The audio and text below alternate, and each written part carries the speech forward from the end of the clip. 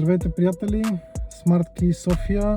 Днес се намираме в Subaru Outback 2017 година Limited Edition. Колата е внесена от Щатите. Пристига само с един ключ. За по-голяма сигурност на клиента, днес ще проверим колко ключа има регистрирани в иммобилайзера и ще премахнем всички, които липсват. В случая ние имаме само този ключ, така че всичко останало трябва да бъде изтрито от системата.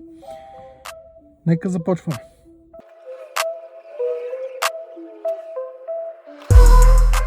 В момента колата има програмирани два ключа, но имаме един наличен, така че трябва да премахнем втория.